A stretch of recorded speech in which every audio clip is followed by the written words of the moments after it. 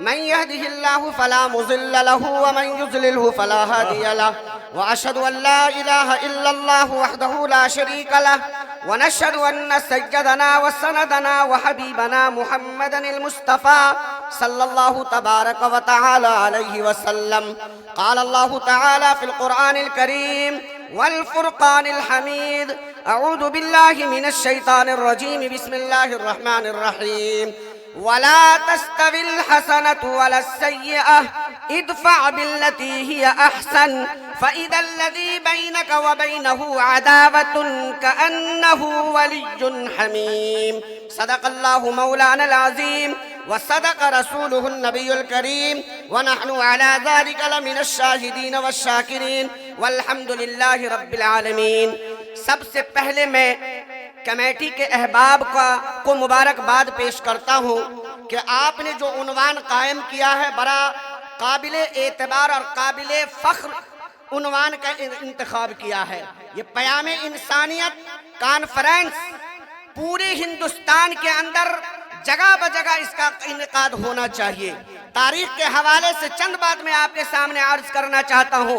ये क़याम इंसानियत कॉन्फ्रेंस हिंदुस्तान की सरजमीन पर सबसे पहले हजरत मौलाना अबुल हसन अली मियां नदवी रहमतुल्लाह अलैह ने 1950 या 1951 के अंदर इस हिंदुस्तान की सरजमीन पर कायम किया था, लेकिन उनकी मसरूफियत ज्यादा बढ़ गई और बैरून मुल्क का असफार उनके ज्यादा होने लगे, तो फिर बीच में ये क़याम इंसानियत का प्रोग्राम बंद हो गया और फिर 1974 के अंदर सरजमीन इलाहाबाद पर यह क़याम इंसानियत कॉन्फ्रेंस का इनेकाद हुआ और फिर उनकी वफात के बाद हजरत मौलाना अब्दुल्ला हसनी, हजरत मौलाना राबी हसनी नदवी रहमतुल्लाह अलैह, ये शख्सियत ने इस प्रोग्राम का इनेकाद किया है। मेरे भाइयों, इस उन्वान के तहत जगह ब जगह क़याम इंसानियत कॉन्फ्रेंस होनी चाहिए और इस क़याम इंसानियत कॉन्फ्रेंस के अंदर हमारे बिरादरान वतन को भी जमा करना चाहिए। आज हम अपने बस्ती के मुसलमानों को जमा कर लेते हैं,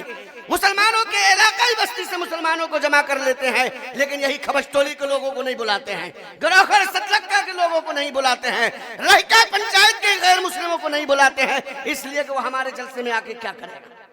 नहीं भाई, अल्लाह ने कुरान करीम में फरमाया वला तस्तविल हसनतु वला सय्यअह इदफ़अ बिल्लती हिय अहसन। बुराई और गुनाह, बुराई और अच्छाई बराबर नहीं हो सकते।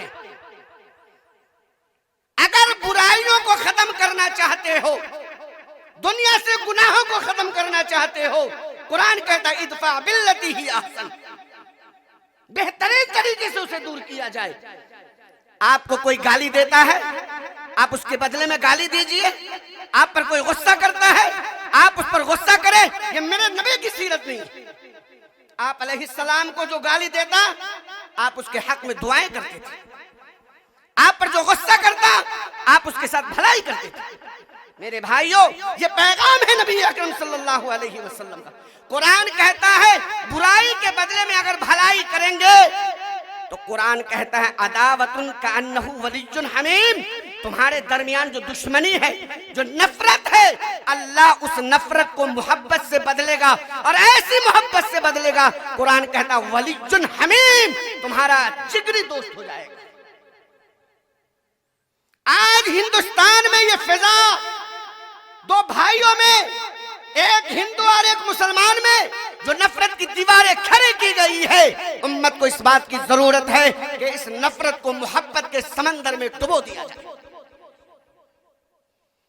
लेकिन अफसोस कि मैं आपके सामने तफसीली गुफ्तगू नहीं कर सकता, हमें वक्त ही महदूद कर दिया गया, वरना मैं आपके सामने क़याम इंसानियत क्या होती है आपको समझाता।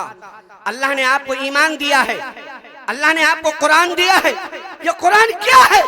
सरापा क़याम इंसानियत है। इस कुरान को उठाइए और पूरे हिंदुस्तान का दौरा कीजिए, कुरान का पैगाम सुनाइए। यकीन मानिए, जो आपका दुश्मन है, जिसकी निगाहें आपकी मसाजिद पर है, जिसकी निगाहें आपके मदारिस पर है, अगर वो मोहब्बत में न बदल जाए तो फिर मेरा नाम नहीं लेना। यह आका मदनी सल्लल्लाहु अलैहि वसल्लम का पैगाम। इसलिए जरूरत इस बात की है मदारिस को, मसाजिद को पयाम इंसानियत के प्रोग्राम रखने चाहिए और अपने बिरादरान वतन को शाना बेशाना अपने साथ मिलाइए और उनके दुख और दर्द में शामिल हुई। आपको नहीं मालूम, आपके गांव में आग लग जाए, मुसलमान की मदद करता है, अखाबास टोली में आग लग जाए तो कोई मदद करने के लिए न जाए। कैसे इंसान है? कुरान ने कहा वत्तीनी वज़्ज़ैतून वतूरी सीनीन वहाज़ल बलदिल अमीन लक़द खलक़नल इंसान फी अहसनि तक़वीम। अल्लाह ने 4 चीजों की कसम खाई है। आपको जब किसी को एतमाद में लेना होता है, आपको किसी को भरोसा दिलाना होता है, तो आप बार बार कसम खाते हैं कि कसम से हमने ये काम नहीं किया है। कुरान को अल्लाह रब्बुल इज्जत ने नाजिल किया और कुरान के अंदर किसी चीज की अहमियत को जब बतलाना मकसूद होता है तो अल्लाह ने 4 चीजों की कसम खाई है। वह तीन की कसम, जैतून की कसम, वह तूर सीनीन की कसम, वहाज़ल बलद अमीन की कसम। और 4 कसमों के बाद अल्लाह ने फरमाया लक़द खलक़नल इंसान, हमने इंसान को फी अहसनि तक़वीम, अच्छे अंदाज में पैदा किया है। इंसान बताया है। आप कुरान को खोल के देखिए, कहीं पर नहीं मिलेगा कि लक़द खलक़नल मुसलमान फी अहसनि तक़वीम। खलक़नल मुसलमान नहीं है, लक़द खलक़नल इंसान है। और इंसान के अंदर मुसलमान भी आता है और हिंदू भी आता है, यहूदी भी आता है, नसरानी भी आता है, मजूसी भी आता है। इसलिए अल्लाह रब्बुल इज्जत के महबूब जनाबे रसूलुल्लाह सल्लल्लाहु अलैहि वसल्लम ने फरमाया तुम जमीन वालों पर रहम करो, आसमान वाला तुम पर रहम करेगा। आगे अल्लाह के रसूल ने फरमाया जो जमीन वाला पर रहम नहीं करता है अल्लाह भी उस पर रहम नहीं करता है, अल्लाह भी उस पर रहम नहीं करता है। इसलिए अल्लाह के वास्ते अपने आप की दूरियों को दूर कीजिए, उनकी बेटियों की शादी में शरीक होइए, उनकी मां मर जाए उनका हाल पूछने के लिए जाइए। आप पेट भर कर खाते हैं, आपका पड़ोसी भूखा है, वो गैर मुस्लिम है, कभी आपको तौफीक नहीं होती कि कम से कम उससे पूछ ले कि मेरे बिरादराने वतन आपने रात में खाना खाया है कि नहीं खाया। आपकी बेटी जवान हो गई है, आपके पास शादी का कोई इंतजाम है कि नहीं है।